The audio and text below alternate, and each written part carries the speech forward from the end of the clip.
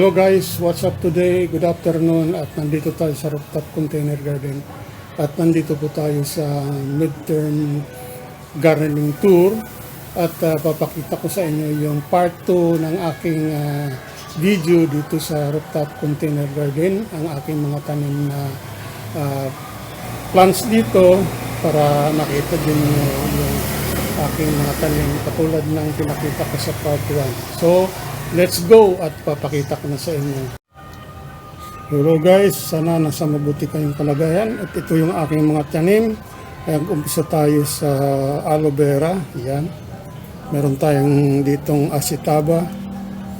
Meron din tayong snake plant at sweet red vine kamote plants at may mga pitsay po na lumalaki na dito. Semi-hydroponic po ang ating tanim.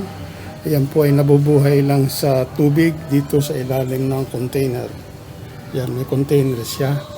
At meron siyang konting lupa sa plastic container na pinutol natin. At yan, nabubuhay po ang mga pitsay dyan. Lumalaki na.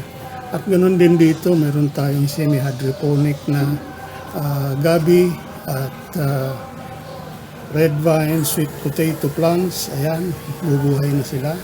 At ganoon din dito, meron tayong semi-hydroponic na mga gabi plants. At yan, lumalaki na at pwede nang anihin yung ibang extra na dahon niya. Pag tatlo na po ay kinukuha natin yung isa para hindi po masayang at mabilis pong magaan. Okay? So, ganun din po dito. Meron tayong gumagapang na kalabasa. Ayan. Ito.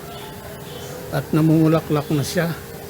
At hinihintay na lang natin yung bulaklak na babae para ma-cross-pollinate natin. Ayan.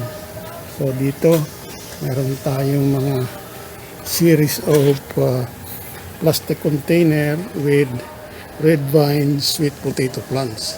At dito po sa lugar na ito ay nandito naman yung mga tanim natin na tanglad o lemongrass at napakarami po nito at napakalago at lagi na nating napapakinabangan at nakukunan ng dahon sa ating pagluluto. Yan, marami po hanggang doon, siguro 1, 2, 3, 4, 5, 6, 7, 8, 8 puno siya. 8 or 9 na puno siya. At lagi nating nakukunan yan. Meron din tayong papaya plants na malaki na. At dito naman meron tayong herbal plants na oregano. At saka combined with bell pepper chili plant. Yan, may sila din po dito. Saka hanggang doon sa dulo. Meron tayong 2 puno ng kalamansi dito.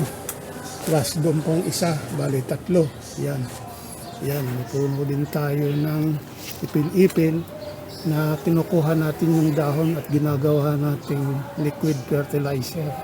At dito naman ay may puno din ng malunggay. Ganun din, ginagamit sa panggulay at malapit nating i-pruning to at napakataas na.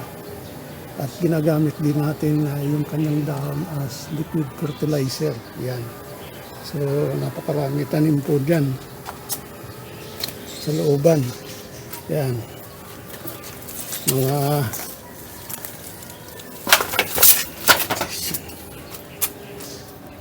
ayan, meron tayong red vine sweet potato plants at yan, mga lemongrass din, tanlad. At ito, napakataas na rin ng puno ng kalamansi, pro tree. Yan. At doon, mayroon tayong puno ng nyug. Yan, lumalaki na. As ornamental kasi baka lumaki yan dito sa rooftop.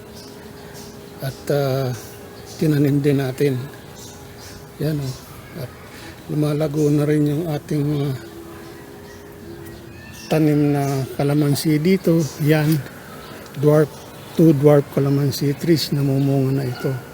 Ngayong tag-ulan ay hindi siya namumunga kasi malalaglag yung kanyang mga dahon.